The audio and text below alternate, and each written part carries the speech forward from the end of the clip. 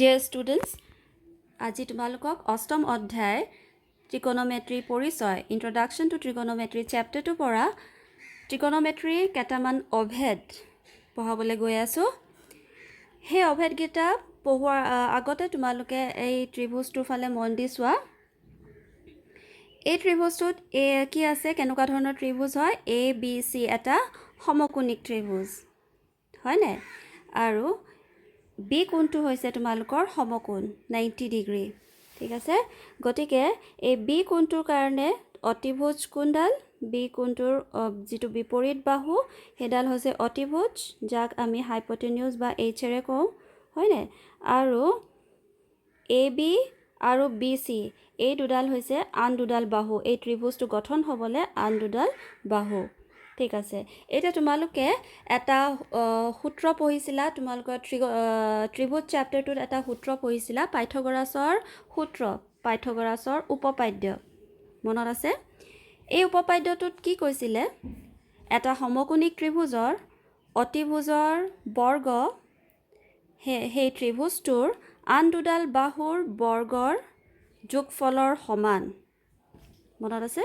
গতিকে সেই উপপাদ্যটোৰ মতে যদি আমি লিখিবলৈ যাওঁ a b c সমকোণিক ত্ৰিভুজটোত আমি কি পাওঁ a b বাহুগিডাল কি হৈছে a b এডাল বাহু আৰু b c এডাল বাহু তো a b স্কয়াৰ বৰ্গ লৈছো প্লাস b c স্কয়াৰ বৰ্গ লৈছো ইজ ইকুৱেল টু কিমান হ'ব অতিভুজ স্কয়াৰ মানে ac স্কয়াৰ ঠিক আছে এটো আমি কোৰ পৰা পাইছো এটো এটা সমীকৰণ বা সূত্ৰ এই সূত্ৰটো আমি কোৰ পৰা পাইছো পাইথাগোৰাছৰ সূত্ৰ এতিয়া এই সূত্ৰটোক যদি আমি দুই সাইডে দুই পক্ষতে আমি ac স্কয়াৰে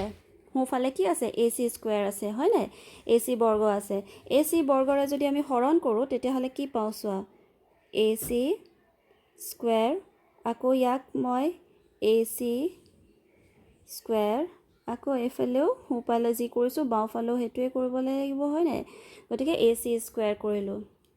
ঠিক আছে ইয়াক আমি এটা কেনেকৈ লিখিবলৈ পাৰো ab by ac whole square plus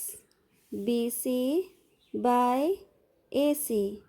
whole square is equal to ac square by ac square দুইটা একে হয় নাই গতিকে কাটা কাটি যাব গৈ পিনি কিমান থাকিব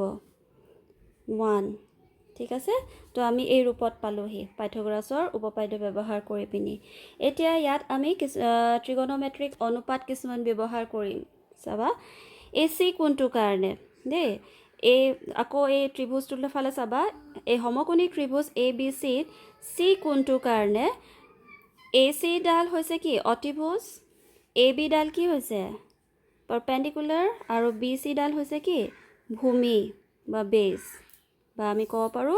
BC ডাল সন্নিহিত বাহু আৰু AB ডাল C কোণটোৰ কাৰণে বিপৰীত বাহু এতিয়া ট্ৰিগোনোমেট্ৰিক যিকিটা অনুপাত আছিল হেকিটা ব্যৱহাৰ কৰিবলৈ তাৰ অনুপাত গিটা সংজ্ঞা গিটা মনত ৰাখি আছে নে তোমালোকৰ যদি নাই তেতিয়া হলে তোমালোকৰ মনত থকা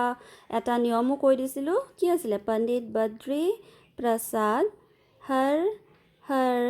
बोले सोना चांदी तोले হয় না যত s মানে কি sin c মানে cos t মানে tan গটিকে সোয়া এতিয়া sin টো আমি কেনেকৈ সংজ্ঞাবদ্ধ কৰিছো sin অনুপাতটো হৈছে p/h হয় না লম্ব বাই অতিভুজ বা বিপৰীত বাহু বাই অতিভুজ এতিয়া c কোণটোৰ কাৰণে বিপৰীত বাহু কোনডাল ab হৈছে আৰু ac ডাল হৈছে অতিভুজ গটিকে sin c is equal to কি হ'ব ab by ac নহব জানো sin c is equal to ab by ac এতিয়া আহা ইয়ালে আমি যেটো পাইথাগোৰাছৰ উপপাদ্যৰ পৰা পাইছিলো সেই ৰেশিও এই সূত্ৰটোলে আহা ইয়াত কি পাইছো সোৱা এটো ab by ac আছে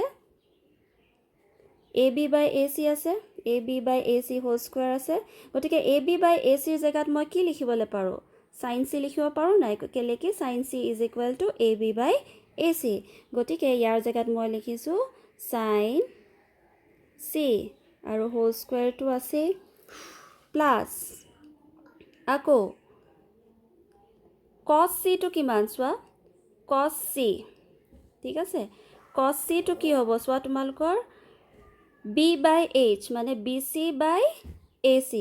bc/ac ইয়াতো আছে bc/ac তো bc/ac ৰ জায়গাত মই cos c লিখিব পাৰো গতিকে মই ইয়াত লিখিছো cos c whole square is equal to 1 ইয়াত আছে গতিকে ইজ ইকুৱেল টু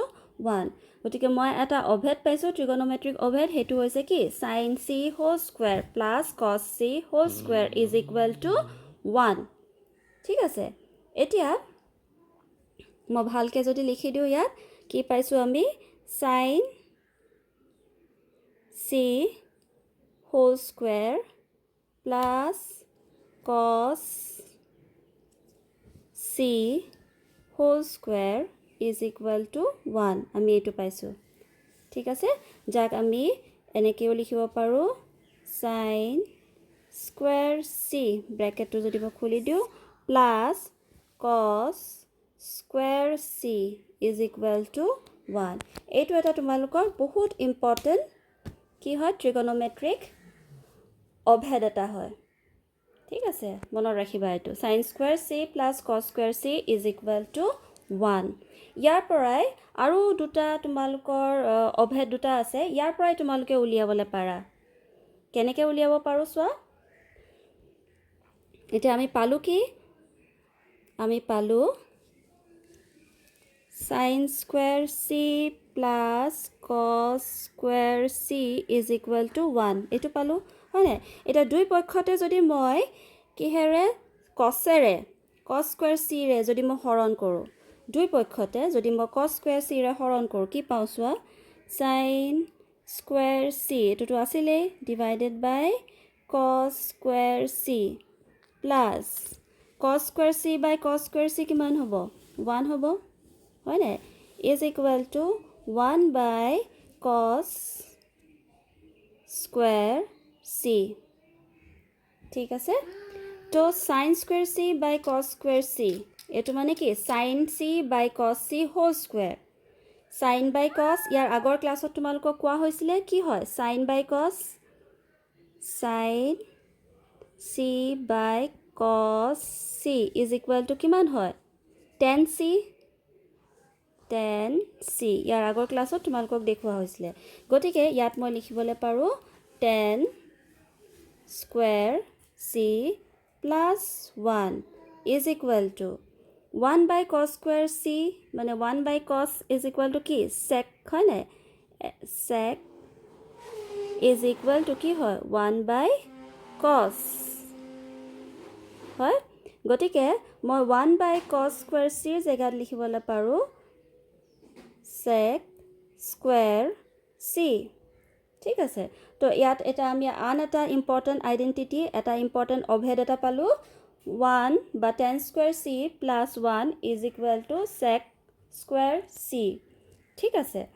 এটো আন এটা অভেদ আৰু 3 নম্বৰ অভেদটো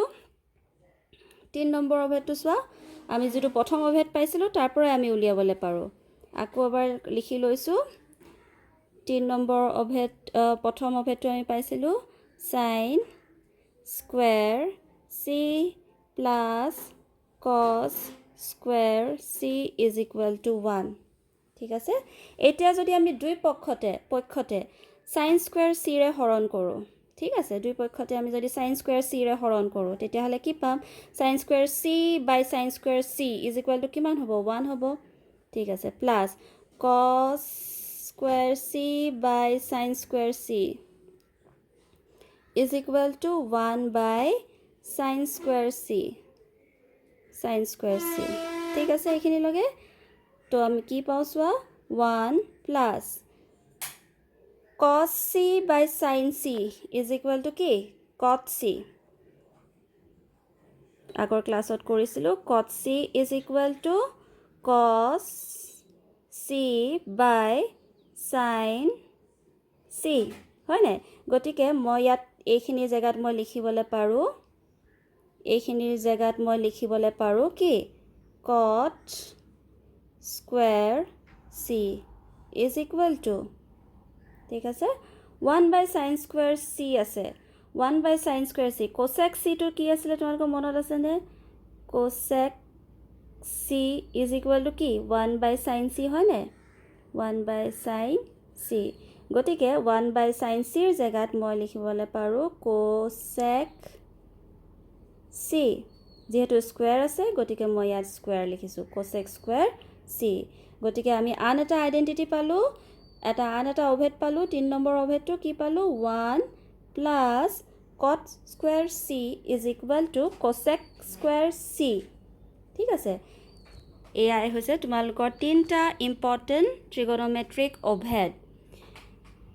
এতিয়া হেগিটাকে মই ভালদৰে ইয়াত লিখা আছে চোৱা এটো হৈছে প্ৰথম অভেদটো sin square theta plus cos square theta is equal to 1 যত theta হৈছে এটা সমকোণিক ত্ৰিভুজৰ কোণ ঠিক আছে আনটো হৈছে tan square theta plus 1 is equal to sec square theta তোমালোকক প্ৰমাণ কৰি দিলুৱে আৰু তৃতীয়টো হৈছে cot square theta plus 1 is equal to cosec square theta এই তিনটা আজি তোমালোকক প্ৰমাণ কৰি দিলু আৰু ইয়াৰ আগৰ ক্লাছত তোমালোকক দিয়া হৈছিল tan theta is equal to sin theta by cos theta হয় নে cot theta is equal to cos theta by sin theta cosec theta is equal to 1 by sin theta আৰু sec theta is equal to 1 by cos theta ঠিক আছে এতিয়া চোৱা এইটা হৈছে তোমালোকৰ ইয়াৰ আগৰ স্লাইডখনত যে এইটা হৈছে তোমালোকৰ কাৰণে নতুন বস্তু কপিত লিখি পিনি ভালদৰে যেনেকৈ প্ৰমাণ কৰিলো এই প্ৰমাণখিনিও তোমালোকে কপিত বহিত লিখি থবা আৰু এই আইডেন্টিটি কিটা তোমালোকে মনত ৰাখিবা এই পিছৰ যিখিনি অনুশীলনী আছে সেইখিনি কৰিবলে আমাক এই আটাইকিটা আইডেন্টিটি লাগিব আৰু কেইটামান এলজেব্ৰিক আইডেন্টিটিজ বীজগণিতীয় ৰাশি কেইটামান যেটো তোমালোকে সৰু ক্লাছত পঢ়ি আহিছা ক্লাছ 9 তে পাইছা তোমালোকে এটা 9 ৰ বুক যদি আছে ভালদৰে অভেদ গিটা লিখি লবা এই আটাইকিটা অভেদ ক্লাছ 9 ত তোমালোকে পাই আহিছা এই অভেদ গিটা কিন্তু আমাক লাগিব ট্ৰিগনোমেট্ৰিৰ যেটো নেক্সট অনুশীলনী হয় 8.4 হে অনুশীলনীখিনি কৰিবলে তোমালোকক এই গিটা অভেদ দৰকাৰ হ'ব গতিকে এই অভেদ গিটা বহিত লিখি মনত ৰাখিবা প্ৰথম অভেদটো পঢ়িছা আগতে a + b whole square is equal to কিমান হয় a square + 2ab + b square দ্বিতীয়টো a square plus b square is equal to a plus b whole square minus 2ab প্ৰথমটো পৰা আহে তাৰ পিছত a minus b whole square is equal to a square minus 2ab plus b square মনত পৰিছে নে a plus b plus c whole square is equal to a square plus b square plus c square plus 2 inside bracket ab plus bc plus ca তাৰ পিছতো a plus b whole cube is equal to a cube plus b cube plus 3ab inside bracket a plus b হয় তাৰ পিছত a minus b whole cube is equal to a cube minus b cube minus 3ab a minus b ঠিক আছে তাৰ পিছত a square minus b square is equal to a plus b a minus b তাৰ পিছত a cube minus b cube is equal to a minus b a square plus ab plus b square আকৌ a cube plus b cube is equal to a plus b inside bracket into a square minus ab plus b square ঠিক আছে এই আটাইকিটা class 9 ত পঢ়ি আহা তোমালোকৰ অভেদ গিটা হয় এইকিটা মনত ৰাখিবা আৰু বহিত লিখি থবা আজিলৈ ইমানেই থ্যাংক ইউ